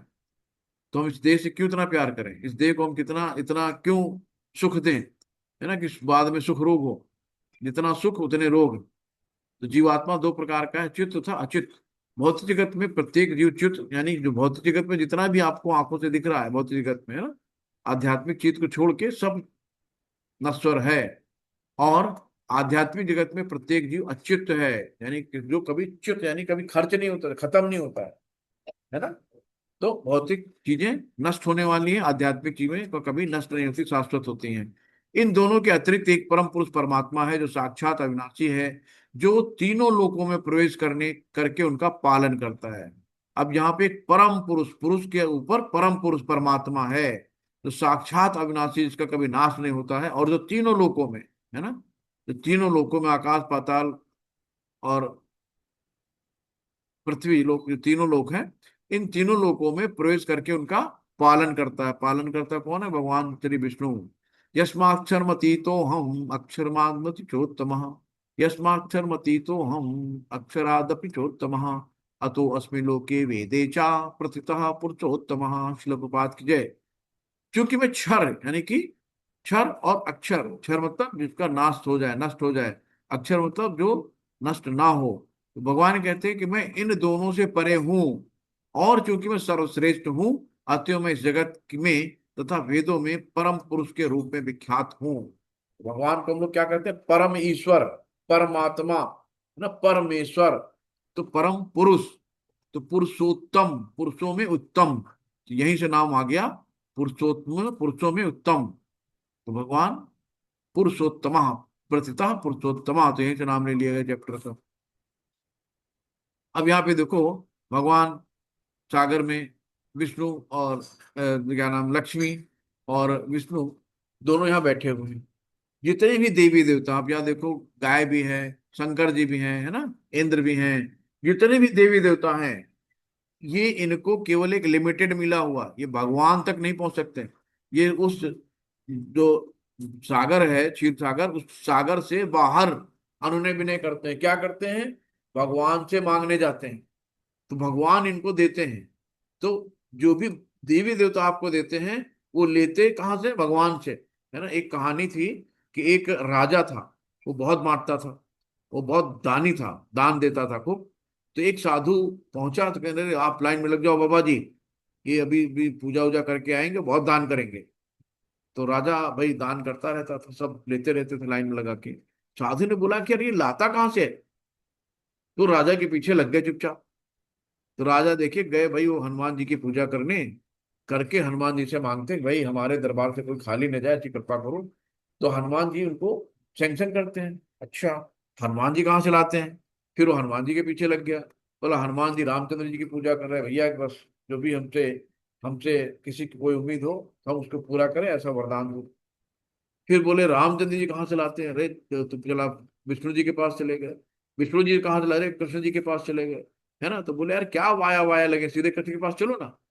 तो वैसे ही है। तो यहाँ पे जितने भी देखो आप देवी देवता यहाँ पे सब खड़े हुए हैं, यहाँ पे बाहर बैठे हुए हैं, ये सब वहां तक भी भगवान तक, भगवान के यहाँ तक नहीं पहुंच पाते हैं। लेकिन भक्त एक ऐसा है जो सीधे भगवत धाम जा सकता है, भगवान की गोदी में बैठ सकता है।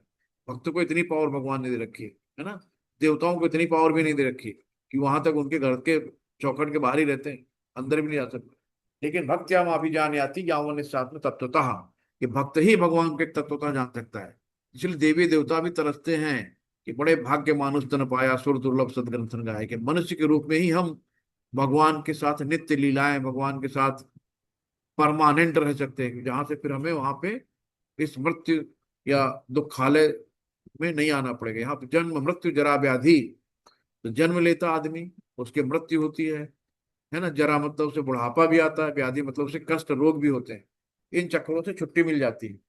तो कोई भी दुनिया में ऐसा नहीं, चाहे जितना बड़ा दौलत वाला हो, कि बूढ़ा ना हुआ हो, उसको बीमारी ना हुई हो, उसको कोई कष्ट ना हुए हो, वो मरा ना हो, है ना। कोई एक आदमी ऐसा बताओ कि हाँ फला आदमी ऐसा नहीं हुआ।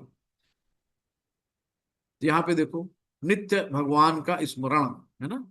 सब जितने भी देवी देवता हैं, ये क्या है? शुद्ध भक्त हैं, भगवान का नित्य गुण लीला करते रहते हैं, है ना। अब देखो यहाँ पे शंकर जी हैं, पार्वती जी के कान में हमेशा भगवान की गाथाएं सुनाते रहते हैं, पार्वती सुनती रहती है। आज की पत्नियां नहीं है, टाइम ही नहीं है, कहें चलो तुमको जो करना तुम करो अपनी भक्ति, हमसे बात ना करो, है ना। यहाँ देखो भगवान शंकर जी का चित्र दिया है कि नित्य पार्वती जी के कान में भगवान की गुणगान महिमा सुनाते रहते, कथाएं सुनाते रहते। कहते ने उमा कहूं मैं अनुभव अपना, और हरि बिन, हरि क्या है, हरि नाम बिन जगत सब सपना। तो बिना हरि नाम के सब सपना है।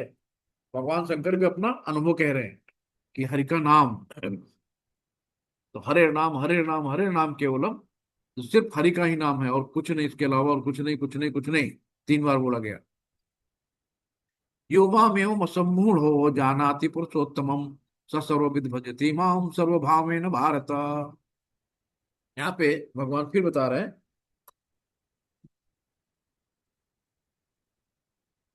कि जो कोई भी मुझे संशय रहित होकर पुरुषोत्तम भगवान के रूप में जानता है ना, बिना किसी संशय के, जो भगवान को भगवान मानता है, पुरुषोत्तम भगवान के रूप में जानता है, वो सब कुछ जानता है। यो मामेव मसम्मूढ़ो जानाति पुरुषोत्तम, है ना, जो मुझे पुरुषोत्तम रूप में जानता है बिना संशय, बिना शंका के। अतः हे भरत पुत्र यानी अर्जुन, वो व्यक्ति मेरी पूर्ण भक्ति में रत होता है। तो जिसने भगवान को भगवान मान लिया और भगवान पे विश्वास हो गया, भगवान के शरण में चला गया, तो पूर्ण रूप से उसमें भक्ति में लग जाता है, फिर उसको कहना नहीं पड़ता है ना। यहाँ पे देखो शंकर भगवान है, भगवान की कथाएं कह रहे हैं, भगवान की लीलाओं का गुणगान हो रहा है, देखो एक ढोल मजीरा बज रहा है ना। और ये देखो श्री कृष्ण भगवान जी यहाँ बैठे ऊपर। ये है। अब यहीं पे अब बड़ी धारणाएं हैं, कि शंकर जी बड़े हैं, कि रामचंद्र जी बड़े हैं, कि विष्णु जी बड़े हैं। बड़ा कौन है, कि भगवान है कौन, है ना। तो वही है कि कृष्णस्तु भगवान से, तो भगवान श्री कृष्ण ही भगवान है। साफ साफ जो है उसमें श्रीमद् भागवतम में, जब आप भागवतम का थर्ड स्कैंटो पढ़ेंगे, अ, उसमें कौन सा है, एते चांस कला पुंसा कृष्णस्तु भगवान से। ये पहला स्कैंटो है, उसका तीसरा अध्याय का 28वां श्लोक है। एते चांस कला पुंसा कृष्णस्तु भगवान स्वयं इंद्राणी व्याकुलम लोकम मर्दयन्ति युगे युगे। साफ साफ बताया गया है कि कृष्णस्तु भगवान स्वयं, भगवान सिर्फ कृष्ण ही हैं। जो कोई भी मुझे संशय रहित होकर पुरुषोत्तम भगवान के रूप में जानता है, वो सब कुछ जानता है, तो हे भरत पुत्र, वो पूर्ण रूप से मेरी भक्ति में रत होता है ना। भक्त को कोई भी कनपटी में बंदूक रख के नहीं बोलता है 3 बजे उठो, अपने आप उठता है, अपने आप भगवान की शरण में जाता है, भगवान की पूजा पाठ करता है ना। और बहुत से सौभाग्यशाली लोग हैं जो दोनों लोग उठ के पूजा पाठ करते हैं, भगवान के साथ रहते हैं। तो यहाँ पे हम लोग लगभग भगवान ने हर चीज बता दी है, कंप्लीट कर दिया है। इत गुहितम शास्त्रम इतमुत्तम मया नघः एतद् बुद्ध्वा बुद्धिमान स्यात् कुतकृतस्य भारत। भगवान कहते हैं हे अनग, है ना, यानी कि जिसके जो पाप रहित होता है उसको अनग कहते हैं, जिसने कोई पाप न हो। तो श्री कृष्ण जो है अर्जुन को अनग कहते हैं। अर्जुन भगवान का शुद्ध भक्त था, तभी तो भगवान के सानिध्य में था ना। सबको भगवान की सानिध्य नहीं मिलती ना, भगवान की शरण नहीं मिलती। तो ये वैदिक शास्त्रों का सर्वाधिक गुप्त अंश है, जिसे मैंने अब प्रकट किया है। और जो कोई इसे समझता है वो बुद्धिमान हो जाएगा और उसके प्रयास पूर्ण होंगे। भगवान साफ साफ कह रहे हैं कि जो समझ जाता है वो बुद्धिमान हो जाएगा और उसके प्रयास पूर्ण होंगे। तुम्हारा प्रयास क्या है? भगवत प्राप्ति। ये फिर से हम दोबारा इस दुखालय शाश्वतम, यानी जो दुखों का घर है, ये जो जेल है मृत्युलोक, इसमें हम वापस ना आए और सीधे भगवान के साथ, भगवान के यहाँ नित्य लीलाओं में उनके साथ उनका सहयोग करें और पूर्ण रूप से आनंदमय रहें, जहाँ पे कोई कष्ट नहीं, किसी भी चीज की कमी नहीं है ना। 24 घंटे दूध घी रसमलाई खेल कूद धन्य धाम सब कुछ है वहां पे। आप कुछ भी जो भी करो, जो भी आप दिमाग में सोच सकते हो, तो सब कुछ है वहां पे। तो हम लोगों ने इस अध्याय को संक्षिप्त रूप में, इसकी कहानी है कि एक व्यक्ति है, एक विशाल वृक्ष की शाखा में फंस गया, है ना।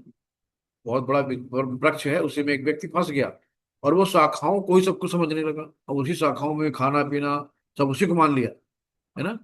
फिर क्या हुआ, तभी एक ज्ञानी आया और बोला, क्या बोला, कि वृक्ष असली नहीं है, उसकी जड़ें ऊपर हैं, जब जड़ तक पहुंचोगे तब समझ जाओगे, है ना। तो क्या है कि उसे वैराग्य की तलवार से काट दो। तो फिर उसने उस वैराग्य यानी वृत्ति जो अटैच था बहुत ज्यादा चीजों से, उसने डिटैच किया अपने आप को, यानी वैराग्य की तलवार से उसको जड़ों को काटा। उस व्यक्ति ने शाखा का मुंह छोड़ा जो शाखे से लिपटा था, और जड़ तक पहुंच गया। वहां उसे भगवान मिले, है ना। तो मूल में कौन थे? भगवान श्री कृष्ण है, जड़ में। तो हम भी जब इन शाखाओं से लिपटे हैं, इनको छोड़ेंगे और जड़ तक जाएंगे, तो हमें भगवान के दर्शन होंगे। शिला प्रपाद की जय, गुरु महाराज जी की जय। यहाँ पे सारांश है, जहां भी भक्ति होती है वहां भौतिक कलमश नहीं होता। जहां भक्ति होती है वहां भौतिक कलमश, कलमश मतलब जो विष है, कूड़ा कचरा है ना? तो ये नहीं रहता। जहां भक्ति होगी वहां भगवान होंगे, और वो फिर क्या होगा, मंदिर बन जाएगा। तो जिस घर में भी भक्ति होती है, सब लोग एक साथ मिलके भगवान का भजन कीर्तन करते हैं, है ना। सब योग्य होते हैं, सब ज्ञानी होते हैं, वहां कोई लड़ाई नहीं होती, वहां कोई विचार कंट्रास्ट होते ही नहीं है, सब एक दूसरे का सम्मान करते हैं, एक दूसरे की बात मानते हैं, है ना। और जहाँ भक्ति नहीं होती है, वो घर घर नहीं होता है, वो कलह का घर होता है। तो भगवत भक्ति तथा स्वयं भगवान एक है। तो भगवान की भक्ति और भगवान में कोई अंतर नहीं है, क्योंकि दोनों आध्यात्मिक हैं। भक्ति परमेश्वर की अंतरंगा शक्ति के भीतर होती है, जो अंतरंगा शक्ति यानी राधा रानी, और बहिरंगा शक्ति यानी दुर्गा देवी। जो माया है, जो कभी भी भगवान की शरण में जाने नहीं देती, क्योंकि माया क्या है, भगवान की दासी है। और कोई भी दास नहीं चाहेगा कि हमारे भगवान को कोई प्रॉब्लम हो, क्योंकि भगवान अपने भक्तों के गुलाम बन जाते हैं। भक्ति, अगर आप भगवान की तरफ एक कदम बढ़ाते हो ना, भगवान 10 कदम बढ़ा देते हैं। भगवान अपने भक्तों की गुलामी देखो, अर्जुन का रथ हाँक लिया, यशोदा मैया की डंडी सह ली, है ना, नंद बाबा की खड़ाऊ पे सिर पे रख के चल दिए। भगवान इतने भक्त वत्सल हैं, तो इसीलिए माया देवी कहते हैं, यार मेरा भगवान, मेरा जो पूज्य है, वो किसी की गुलामी ना करें। तो भक्ति में आने नहीं देती हो, हटाते रहते हो, चलो सो जाओ, खाओ पियो सो आराम से, चलो भक्ति कर रहे हैं, नींद आ रही है ना, मन नहीं लग रहा भक्ति में। तो लेकिन जब आप निरंतर भक्ति करते रहते हो, है ना, सततम कीर्तयन्तो माम भक्ताम प्रीत करो, जब आप निरंतर दृढ़ विश्वास के साथ भक्ति करते हो, तो वही माया देवी, दुर्गा देवी आपको राधा रानी से मिलाती हैं। फिर राधा रानी आपको श्री कृष्ण तक मिलाते हैं, है ना। अंतरंगा शक्ति तो भगवान की आह्लादनी शक्ति होती है। भगवान सूर्य के समान है और अज्ञान अंधकार के समान है ना। जहां सूर्य विद्यमान है वहां अंधकार का प्रश्न नहीं होता। तो अंधकार क्या है? अज्ञानता। सूर्य क्या है? ज्ञान। जब ज्ञान आता है तो अपने आप अंधकार भाग जाता है। अतः जब प्रमाणिक गुरु के मार्गदर्शन के अंतर्गत भक्ति की जाती है तो अज्ञान का प्रश्न ही नहीं उठता। तो जो प्रमाणिक गुरु होते हैं ना, वो हमें मार्गदर्शन करते हैं कि हमें कैसे भगवान तक पहुंचना है, कैसे भक्ति करनी है, क्या क्या विधि विधान होते हैं भक्ति करने के। तो एक गुरु बताते हैं, जो साधना भक्ति कहते हैं, है ना। साधना भक्ति में हमें प्रमाणिक गुरु बताते हैं कैसे भक्ति करनी है। तो प्रत्येक व्यक्ति को चाहिए कि इस कृष्ण भावनामृत को ग्रहण करे और बुद्धिमान तथा शुद्ध बनने के लिए भक्ति करे। जब कोई कृष्ण को इस प्रकार नहीं समझता और भक्ति में प्रवृत्त नहीं होता, तब तक सामान्य मनुष्य की दृष्टि में कोई कितना बुद्धिमान क्यों न हो, वो पूर्णतः बुद्धिमान नहीं है ना। अपने आप को सब बुद्धिमान समझते हैं, जितने भी भक्त नहीं है ना, उनसे बड़ा बुद्धिमान कोई है नहीं। तो वही कहते हैं यहाँ पर। तो प्रत्येक व्यक्ति को चाहिए कि कृष्ण भावनामृत को ग्रहण करे और बुद्धिमान तथा शुद्ध बनने के लिए भक्ति करे। जब तक कोई कृष्ण को नहीं इस प्रकार नहीं समझता और भक्ति में प्रवृत्त नहीं होता, तब तक सामान्य मनुष्य की दृष्टि में कोई कितना बुद्धिमान क्यों ना हो, वो बुद्धिमान पूर्णतः बुद्धिमान नहीं है। अनग यानी हे निष्पाप, यानी जिसके अंदर कोई पाप न हो। जब तक मनुष्य पाप कर्मों से मुक्त नहीं हो जाता, तब तक कृष्ण को समझ पाना कठिन है। आप सोचो कि हम अगर कृष्ण को नहीं समझ पा रहे, इसका मतलब बहुत बड़े पापी हैं, है ना। जब तक हम पापों से मुक्त नहीं हो पाएंगे, तब तक कृष्ण को समझ पाना बड़ा कठिन है। और समस्त कलमश तथा समस्त पाप कर्मों से मुक्त होता है, तभी वो समझ सकता है कि, लेकिन भक्ति इतनी शुद्ध और शक्तिमान होती है कि एक बार भक्ति में प्रवृत्त होने पर मनुष्य स्वतः निष्पाप हो जाता है। हरि बोल। कि जैसे जैसे आप भक्ति में आगे बढ़ते जाओगे, तो आपके पाप कटते जाएंगे। जैसे जैसे माला करते जाएंगे, हरे कृष्ण कृष्ण कृष्ण हरे हरे, हरे राम राम राम हरे हरे, तो हम अपने आप, जो हमारे पाप कर्म हैं वो कटते जाएंगे, यानी कि वो सब धुलते जाएंगे। सबसे महत्वपूर्ण बात जिस पर विजय पानी है, वो हृदय की दुर्बलता है ना, हमारी हृदय की दुर्बलता। पहला पतन प्रकृति पर प्रभुत्व जताने की इच्छा कारण होता है। पहले हमने, हमारा पतन क्या हुआ कि हम भगवान क्या खेल कूद रहे थे, लेकिन हमने प्रकृति पर प्रभुत्व जताने की इच्छा की, भगवान ने कहा एव मस्तु जाओ भैया जमाओ जाके। दूसरी हृदय की दुर्बलता है, जब कोई अधिकाधिक प्रभुत्व जताने की इच्छा करता है ना, तो वो भौतिक पदार्थ के स्वामित्व के प्रति आसक्त हो जाता है। ये मेरा, वो मेरा, ये मैं, वो है ना, फिर एकदम उसी से अटैच हो जाता है। इस संसार की सारी समस्याएं इन्हीं हृदय की दुर्बलताओं के कारण है ना। इस अध्याय के प्रथम 5 श्लोकों में हृदय की इन्हीं दुर्बलताओं से अपने को मुक्त करने की विधि का वर्णन हुआ है, और छठे श्लोक में अंतिम श्लोक तक पुरुषोत्तम योग की विवेचना हुई है। यही है कि भक्तों की संगत करनी है हमें, प्रसाद ग्रहण करना है हमें, 16 माला करनी, चैंटिंग करनी है हमें, और बुक्स पढ़नी है। बस इतना ही करना है। भगवत धाम जाने से आपको कोई नहीं रोक पाएगा। हरे कृष्णा। सभी को दंडवत प्रणाम। कोई त्रुटि हो तो क्षमा करिएगा। किसी को कोई ऐड करना हो, आपका स्वागत है। किसी का कोई क्वेश्चन हो तो आप लोग पूछ सकते हैं। हरे कृष्णा। सभी को दंडवत प्रणाम। कैसा रहा आपका चैप्टर? बढ़िया। हरे कृष्णा। हरे हरे कृष्णा। कृष्णा दंडवत प्रणाम प्रभु जी, बहुत अच्छा रहा प्रभु जी, बहुत हरि बढ़िया। बोल, हरि बोल, हरि बोल प्रभु जी। किसी का कोई क्वेश्चन है? आज वो पुरुषोत्तम महीने का लास्ट है और जो आज सुनने को मिल गया है ना, हरि बोल। बड़े हम लोग पुरुषोत्तम। भाग्यशाली हैं कि हम लोगों की एकादशी भी हो गई इसी में, और पुरुषोत्तम मास का पुरुषोत्तम योग चैप्टर भी हो गया। बहुत सुंदर प्रभु। हरि बोल। तो अगर कोई क्वेश्चन नहीं तो फिर हम लोग चलते हैं। हरे कृष्ण प्रभु जी। हरे कृष्णा। दुर्गा माता जी, हरे कृष्णा। कैसी है माता जी? अच्छे मत प्रभु जी, अच्छा है। जी जी। लेवल 2 होने के बाद में वापस से क्लास में से थोड़ा सा ये हो गया था। अभी आपकी लिंक आ गई तो वापस से ज्वाइन हो सके प्रभु जी। हरी बोल, हरी बोल। हमें लगा कि चलो देखते हैं, आज पुरुषोत्तम मास चल रहा है और पुरुषोत्तम योग जी वाला प्रभु क्लास, तो हमने कहा चलो जो लोग ज्वाइन कर सके, जिनका सौभाग्य जी। होगा जी कर लेंगे ना। जी प्रभु जी। हरे चैप्टर कृष्ण ठीक प्रभु जी। लगा माता जी चैप्टर आज का? हाँ प्रभु जी, अच्छा था। वाञ्छाकल्पतरुर्भिक्ष कृपा सिंधु में एव च पतितानां पावनेभ्यो वैष्णवेभ्यो नमो नमः। अनंत कोट वैष्णव वंदे की जय। श्रील प्रभुपाद की जय। अपने अपने गुरु महाराज की जय। उपस्थित सभी भक्तों की जय। सभी लोग हाथ खड़ा करके बोलेंगे हरे कृष्णा कृष्णा कृष्णा कृष्णा हरे हरे, कृष्णा कृष्णा हरे हरे हरे, राम हरे राम राम हरे राम राम राम हरे राम हरे। राम हरे हरे हरे, कृष्णा हरे कृष्णा हरे हरे कृष्णा कृष्णा कृष्णा हरे कृष्णा कृष्णा हरे कृष्णा हरे, कृष्णा हरे कृष्णा हरे हरे हरे हरे हरे, राम हरे हरे राम राम राम राम राम हरे हरे हरे। हरे। हरे हरे, हरे हरे कृष्णा कृष्णा हरे कृष्णा कृष्णा हरे हरे कृष्णा कृष्णा कृष्णा कृष्णा हरे कृष्णा हरे, कृष्णा हरे हरे हरे, राम हरे राम हरे राम राम हरे राम हरे राम हरे। राम हरे हरे। हरे हरे कृष्णा हरे सुरतन प्रणाम। हरे कृष्णा। कृष्ण। हरे कृष्णा। मिलते हैं हरे कल।